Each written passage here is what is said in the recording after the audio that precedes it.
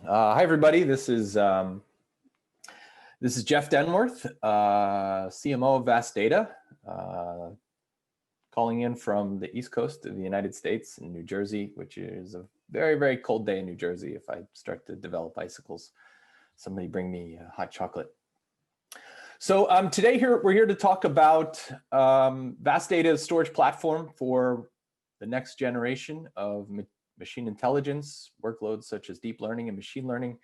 We call this concept LightSpeed, and I'll explain why in just a moment. For those of you that I've not met, again, I'm Jeff, CMO, co-founder of Vast. Previously worked in companies such as GPUDirect Networks, where I ran products and marketing for many years, as well as in the early Lustre team, a company called Cluster File Systems that invented and brought to market Lustre. So a little bit of HPC background. Anymore, that's also considered an AI background. And I'm happy to be talking today about some of the storage challenges that we find in modern accelerated computing environments. And so, you know, the way that we see the world is that customers have two choices when it comes to building infrastructure for AI. And, you know, there are a lot of perceptions, there are a lot of opinions, there's a fair bit of religion on this topic. And the first choice is, you know, customers that go the path of wanting a simple solution, and always NAS provides one of the simplest ways to distribute file services out across your network. And the challenge here is that as compared to the peak performance capabilities of some of the modern AI computers, these are systems that are all PCI Gen 4 based, so tons of throughput per each PCI lane in the system, and you'll have NICs that, you know, in a DGX A100, you've got 8 200 gigabit NICs in the machine. And so as you compare that to the legacy mode of NFS that customers have been accustomed to with the standard NAS appliance, what you have is about 100x difference in what a client can consume and what NFS has been capable of delivering. So classic NFS is just, you know, far too slow for today's GPUs and AI processors. But the other consideration is that, you know, as people start to think about how to deploy storage for these workloads, the second thing that they start to think about is, well, let's say any one GPU or AI processor client that I have, maybe an NFS appliance is good enough for that. But then the second dimension that people need to think about is scale. And, you know, classic scale out or scale up NFS appliances haven't necessarily been thought as the most scalable solutions in the marketplace.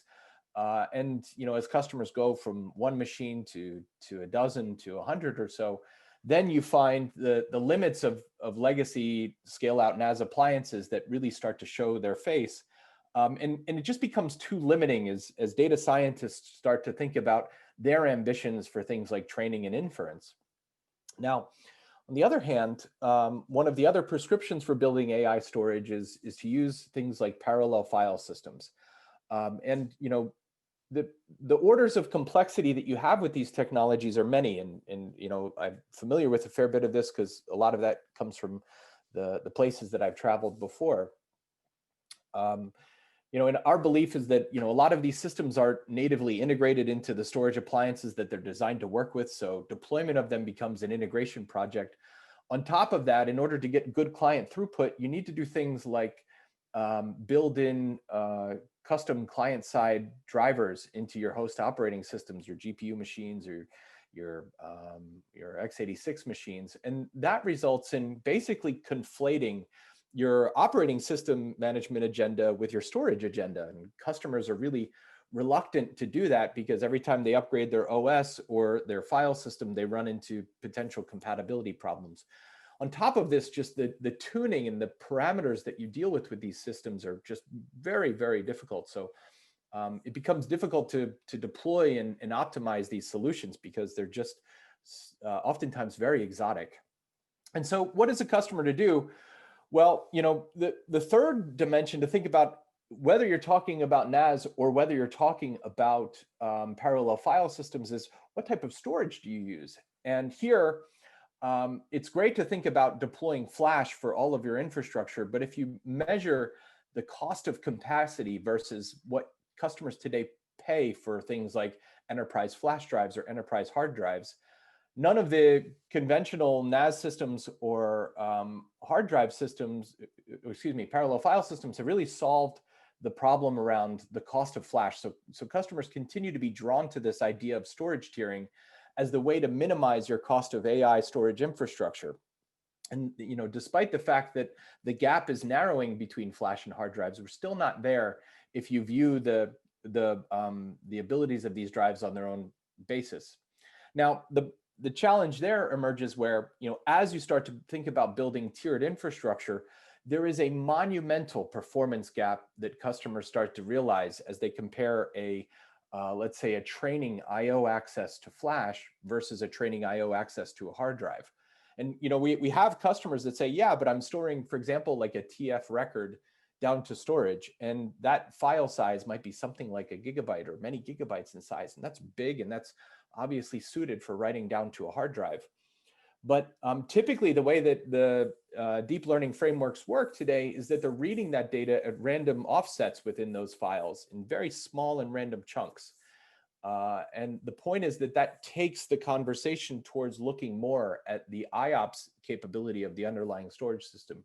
And what we find is that when customers that build tiered infrastructures have what's you could think of as a flash miss, or as their IOs have to go down to hard drives, they see about a 50th of the performance that you'd otherwise see if that IO was being serviced by flash. And the foundational thesis of VAST data was that storage tiering doesn't work in the era of AI. And we see that time and time again as VAST is being called in to kind of clean up various customer deployments that were misarchitected to begin with. Now, it's not only our perspective here. If you go and you listen to the Department of Energy, which is kind of a global computing superpower, they've concluded through their AI for Science report that in order to effectively implement AI, you need things that weren't designed in the hard drive era, and you can't just front end a storage system with flash because these workloads are all random and read oriented, and you can't prefetch a random read. On top of that, if you listen to Gartner, they basically concluded the same thing, and they identify that new technologies like QLC really help start to bring down the cost of flash, and there's other mechanisms that can be applied to even further bring that down, which you can guess we'll be talking about today. And so that brings us to LightSpeed, which is our AI solution architecture that is really designed to power the next generation of accelerated computing, everything from you can think about it as GPUs to AI processors to FPGAs, and even in certain cases, some of the other new accelerated chips that are coming out to market. Now, our vision is a simple one, and what we're trying to do is to combine the best of both the NAS and the parallel file system capabilities into a new product that marries to the best approaches of both, right? So it is absolutely a NAS that VAST is bringing to market. And in fact, a lot of the work that we did with companies like NVIDIA in the early days to show that you could get spectacular performance, there was nothing that we had to do on the side of our server for reasons that we're just providing a standard-based solution. So it's a very, very light touch that customers enjoy with managing and deploying VAST. But on the flip side, the system provides speed that is basically as good as the best and the fastest and even the most complicated storage systems that you can deploy today, such that you no longer need to worry about, is my NAS product appropriate for the styles of computing that my users want to do? And so this LightSpeed approach is not only the ability to get that data all the way up to your applications such that they're never starving for IO performance, but it's also erasing the boundaries between performance and capacity, such that customers no longer need to worry about what tier of storage their data is in, and they just get fast access to all of their data. And so LightSpeed is both a product for us as well as a next generation machine learning storage philosophy. And it's kind of underpinned by the architecture objective that we built into the product when we started the company. What we build is a system that we call universal storage. We think in a lot of ways this is category defying, both in terms of how people think about what tier of storage it is. It's a system that combines all NVMe scale out performance with tier 5 cost efficiency, so that what we've done and what we think we'll be most famous for is blurring the lines between performance and capacity in the enterprise data center. But on the flip side, we're also blurring the lines around what customers think about protocols. And what we're doing is we're evolving an exabyte scale NAS and object storage system to be appropriate for very accelerated methods of I/O and computing. And so customers don't need to bring the same perceptions about legacy NFS that they've had in the past when they're thinking about VAST, because of the capabilities that we will showcase today. And so now you can just get a simple, easy, and scalable NAS experience, but at the same time, completely feed your very demanding applications that we believe are emerging more and more on a daily basis as customers figure out how to apply AI to all of their data sets. And so the architecture, it consists of a bunch of new technologies that we built on to basically build a next generation of storage. We call this concept disaggregated and shared everything. It's our DAYS architecture. And the system consists of a bunch of very high density storage enclosures that have nearly 700 terabytes of QLC flash, which is the lowest cost flash that you can buy today. Another 18 terabytes of 3D Crosspoint or Optane technology.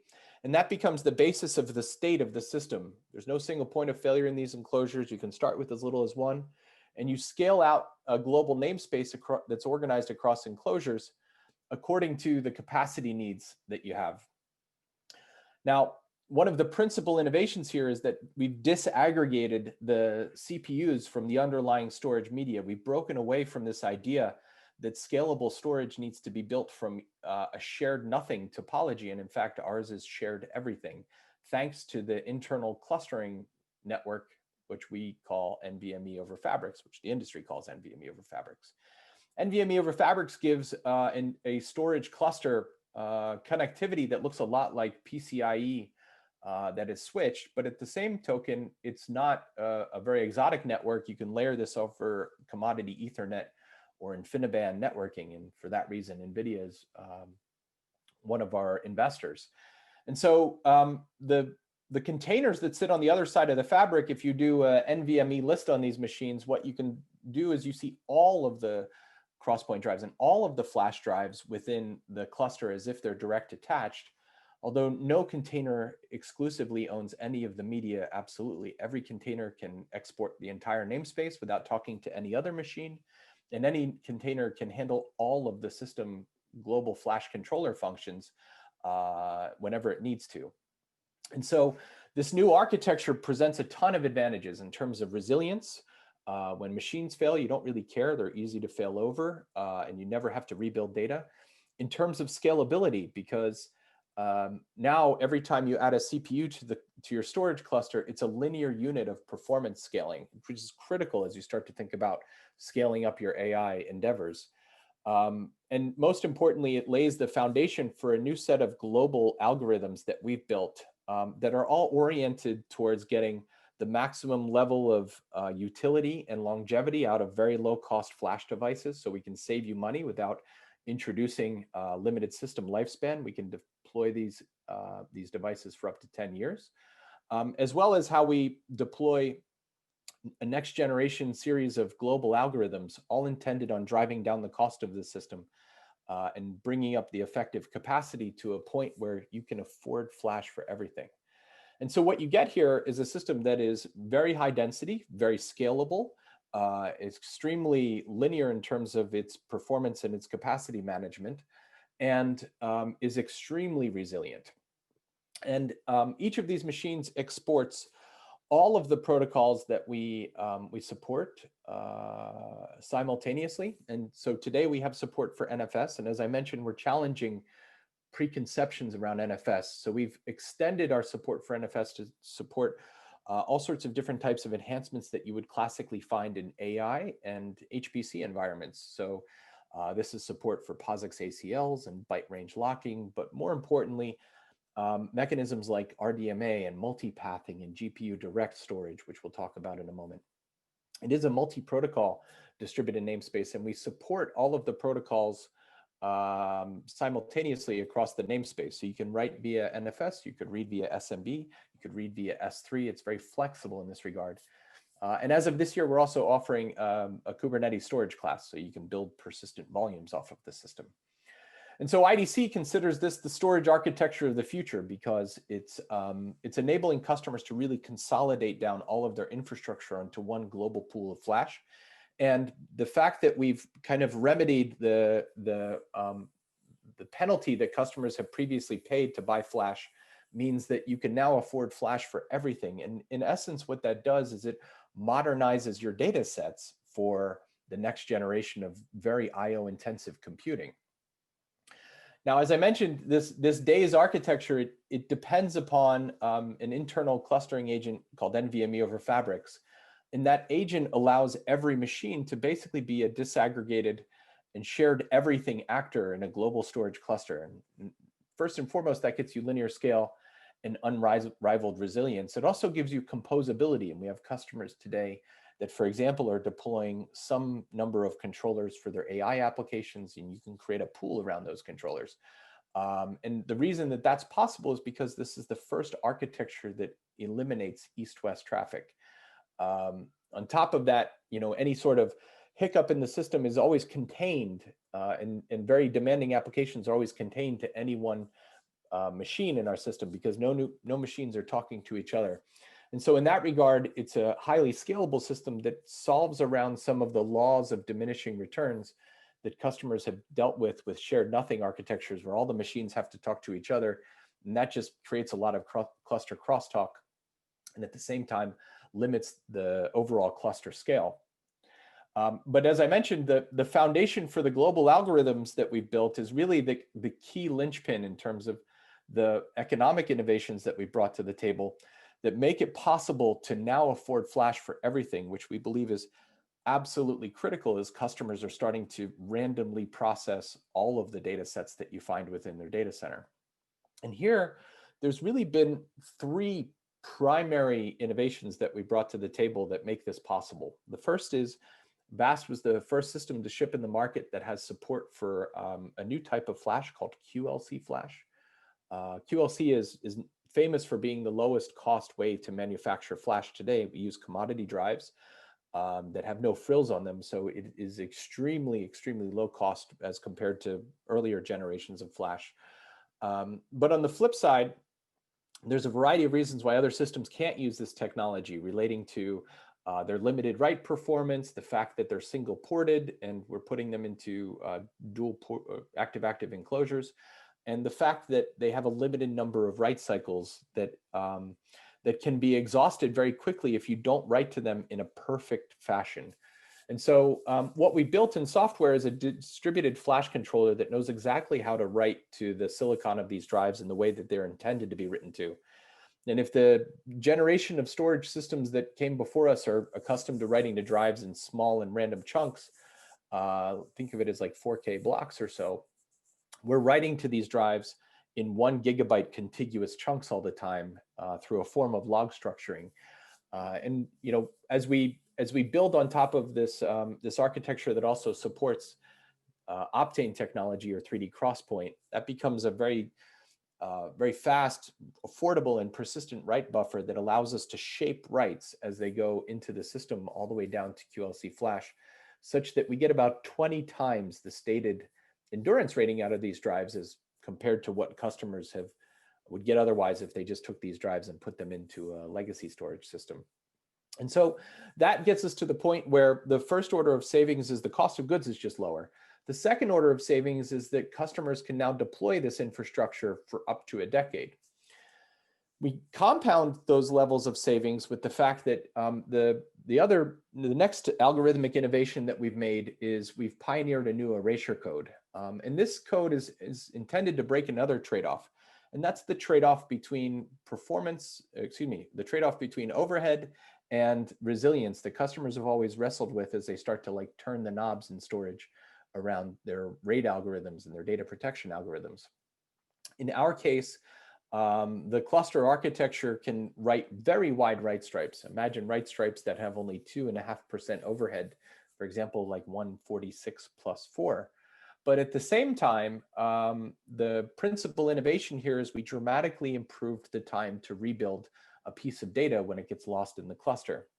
And so because the system can rebuild data in a fraction of the time of other data protection algorithms, what it allows us to do is achieve 60 million years of mean time to data loss, while customers pay essentially almost nothing for data protection as compared to classic erasure codes, which will cost you around 30%, or triplication codes, which will cost you 66%.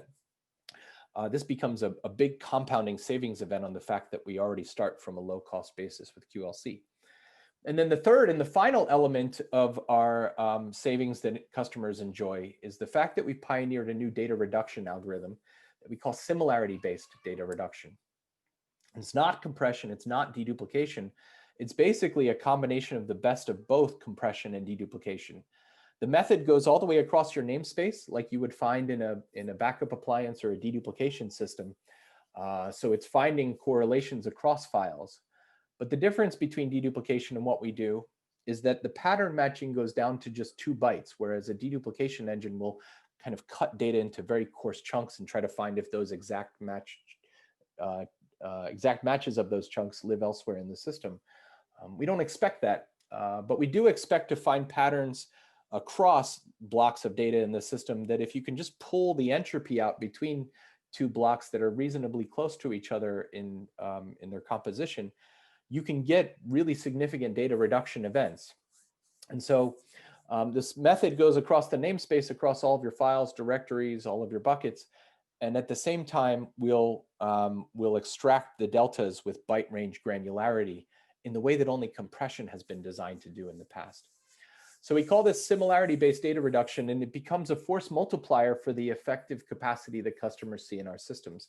And 2 years into shipping products and having hundreds of petabytes deployed around the world, we're now seeing some pretty spectacular examples of this in play.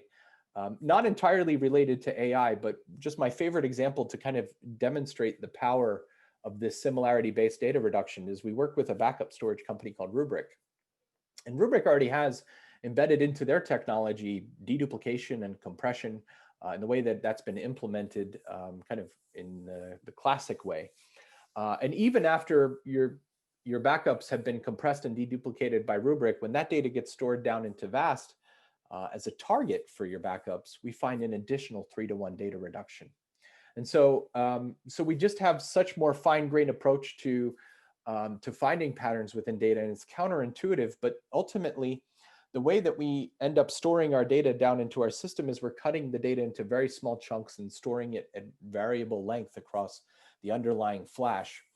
And you can do that because you're using random access media. And as I mentioned, it's counterintuitive. The only way to bring the cost of storage underneath what customers are today paying for hard drive-based storage is to use flash because of this random access approach to doing data reduction.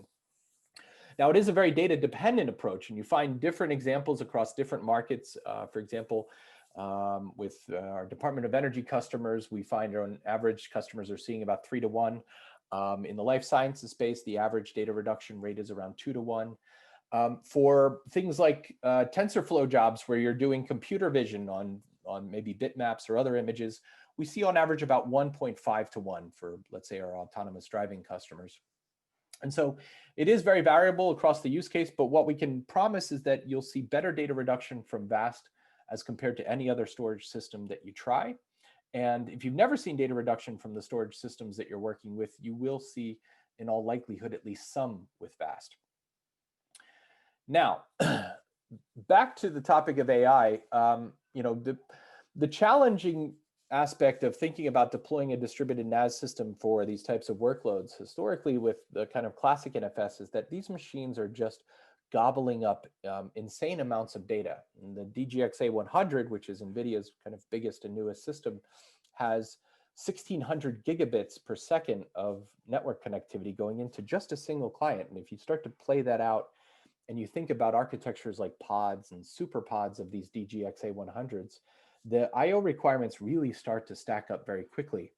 And so here, The goal of LightSpeed is really to enable any platform to gain maximum performance via a single mount point. When we started, we looked around at a bunch of the other NAS reference architectures, and you'd see them talking about pretty good numbers. But as a footnote in a lot of these documents, you see, okay, well, the only way to get these numbers is to have multiple mount points or multiple presentations of storage within a client. And most of the customers that we talked about said, yeah, that's not even possible, because we don't want to lay the problem of namespace management at the feet of our users. We just want something simple that they can enjoy. And the second goal of LightSpeed is also to stick to the NFS RFC so that we can basically have a standards-based presentation of the storage system up into these modern computers. And so we actually started laying the foundation for this in 2019, where we brought out our support for NFS over RDMA. At the time when we were working with TCP, and this hasn't changed much because Moore's law has kind of capped the amount of performance that you can get from any single core. And NFS has historically been kind of, TCP has been kind of administered by a single core. The TCP limits cap out around 2 gigabytes a second, and we've been at that cap for a number of years now because the cores haven't gotten any faster. NFS over RDMA basically allows you to do kernel bypass, and that allows you to cap out the single performance capability of a connection to what you can get from a single NIC port. So now your upper boundary improves dramatically. For example, with a 100 gigabit NIC, you can do an NFS RDMA operation that gets you to about 10 gigabytes a second. So it's still single source and single destination IO that I'm talking about here. But now you've kind of completely opened up the capabilities of a NIC port, which is on average today around 5 to anywhere up to 10 times better than what you can see with NFS over TCP. Now, the second interesting element that comes in is that NConnect is a new capability within the Linux kernel that allows you to create multiple connections across an NFS mount point. And so NConnect inherently was destined for a single port by virtue of the fact that the NConnect architects didn't really think about having multiple ports within a machine. But that's another way where you can increase your mount point bandwidth by having multiple connections across a single source and a single destination. But that wasn't enough as we started to think about these modern GPU systems for reasons that you have multiple source interfaces in the form of multiple NIC ports. And so what we've started to add into the capability is A, the fact that you can use RDMA to avoid any CPU bottlenecks. B, multipathing can open up connections from multiple source ports and multiple destination ports within a storage environment. And if you add NConnect capability to that, you get to a pretty spectacular endpoint or end state where you can start to think about these new modern GPU systems that have all of the NIC ports within them opened up and talking to a variety of different file servers on the other side of the network that ultimately drive the bandwidth that these really data intensive applications and machines are expecting. And so this is just an example of how our architecture works, for example, with a fully multipath implementation of NFS. And the usage of this is really simple. So you just assign an IP address and a route on the clients that you're deploying, and then you choose the remote addresses for the source ports, and you just have IP address ranges that you can work through there. Obviously, the protocol is RDMA, and that is as simple as it is to make a mount point using this new capability. Now, that in and of itself doesn't get you there. When we started to measure this on a DGX2, which has a kind of a peak performance capability of around 80 gigabytes a second, we found that we were limited to about 33 gigabytes a second from that system using multipath NFS over RDMA.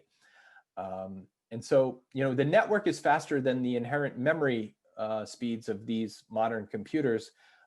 In the DGX2, you had some Intel processors and some DRAM on PCI Gen 3 buses. On the DGX A100, you've got a PCI Gen 4 system and AMD processors that are in between the storage and the GPUs that you want to get your data into.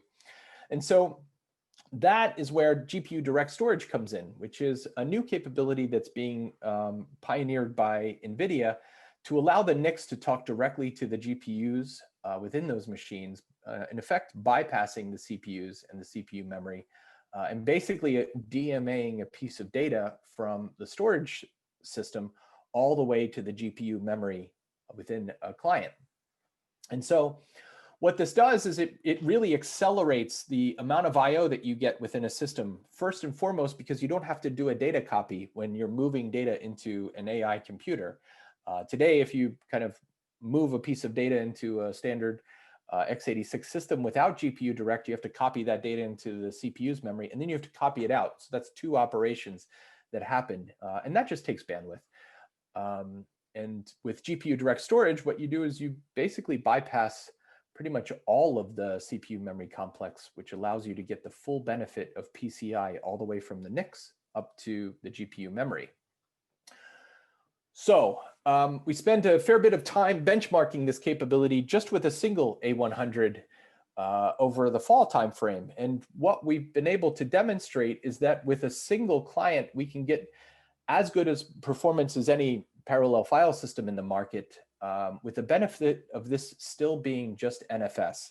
You can compare the capabilities between a legacy style of NFS where you do kind of for lack of a better word, I call it single path IO, which basically means there's a core within a machine that's basically setting up a TCP mount out to storage. And there you can top out at around 2 gigabytes a second, as I mentioned. It requires about 1% of the overall machine capability now that you've got systems that have so many cores in them.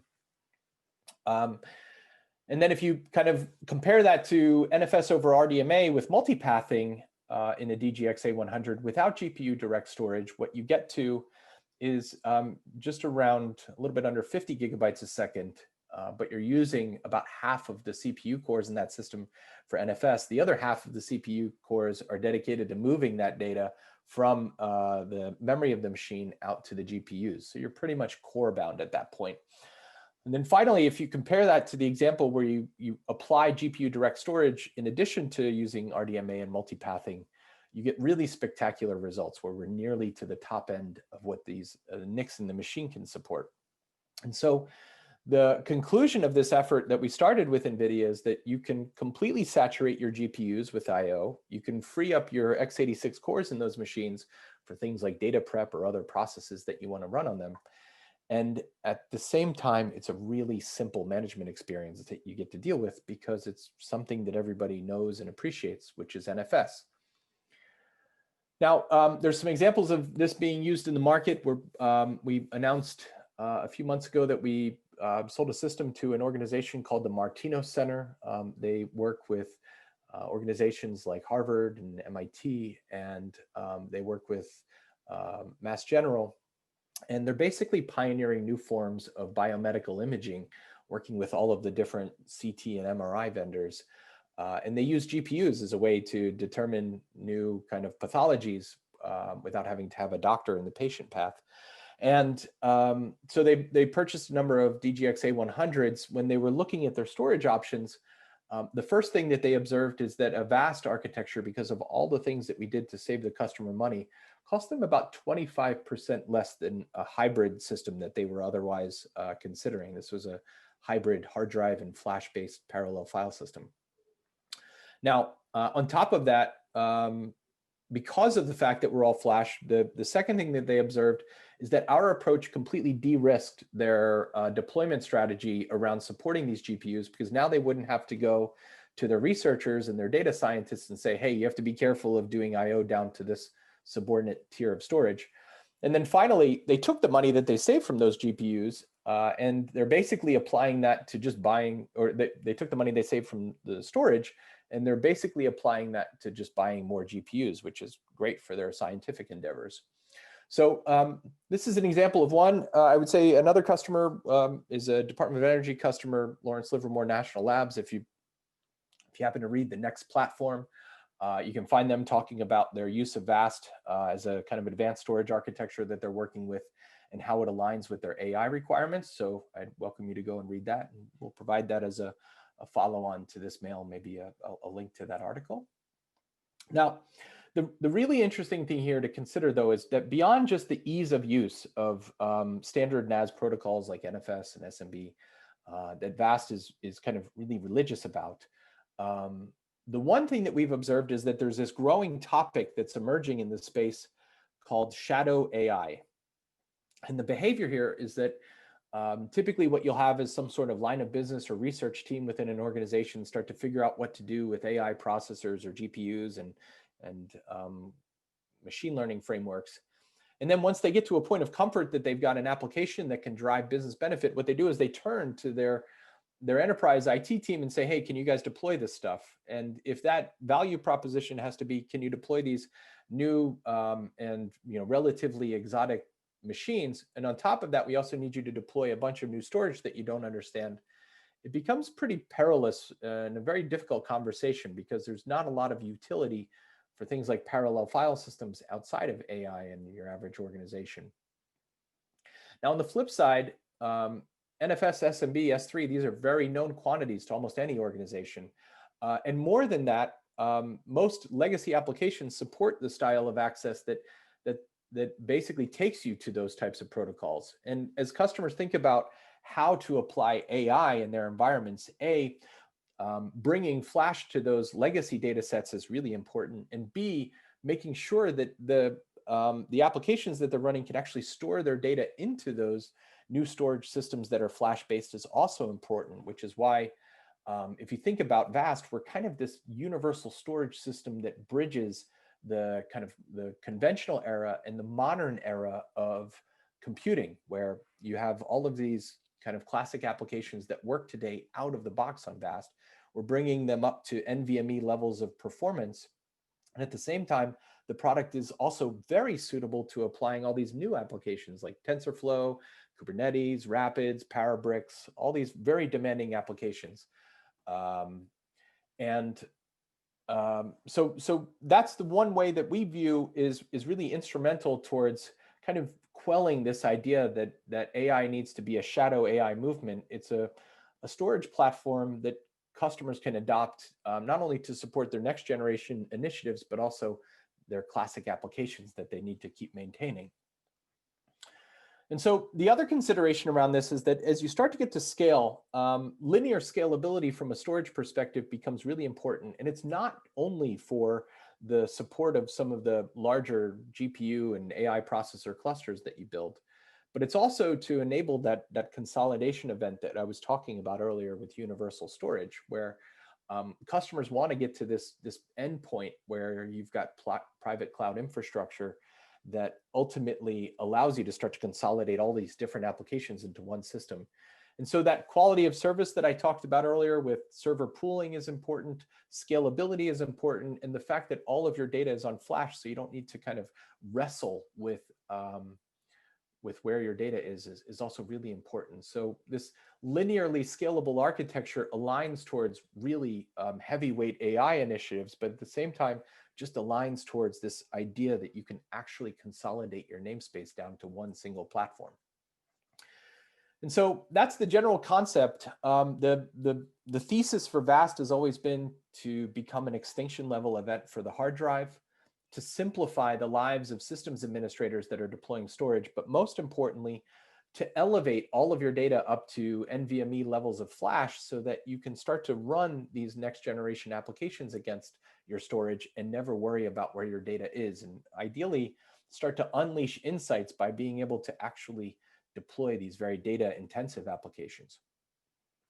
Now, as next steps, of course, we're going to have some time for some Q&A for those of you that have questions. And I have my colleague Howard Marks here that I think has been helping with a Q&A, and I appreciate that. As next steps, we're just in the final stages of completing our first pod architecture with NVIDIA. We've got a reasonably large system running in what they call the RAP Lab today. And so this month, that reference architecture will be released, and we'll be mailing that out to all of you once it is completed. It's the first converged fabric reference architecture that we know of, meaning that there isn't just a dedicated IO fabric and a dedicated compute fabric that we're building, but rather the conclusion is that you can safely start to consolidate all of your different types of IO on one single network. And so that opens up the pipes for modern GPU computers so that you can get really good levels of performance into each machine. And at the same time, you're not sacrificing the pipes that you would otherwise need for example, MPI traffic across different GPU servers using GPUDirect. You can get the best of both. And so we're just in the very, very final stages. I actually hope to have the reference architecture available today, but we're just a few days away. But you can be sure that we will send this out to all of you at the conclusion of the effort as a follow-on to this webinar. Okay. So there are a few questions. I think Howard got most of them. One question that was asked was, what is the biggest deployment in terms of terabytes for a single vast cluster? So I think today in terms of a single system, we're just around 30,000 terabytes in a single cluster. This is a customer that's bought multiple generations of flash. The question probably was more gracefully asked, what's the biggest deployment in terms of petabytes? So that's about 30 petabytes in a single system that we support today. Other questions?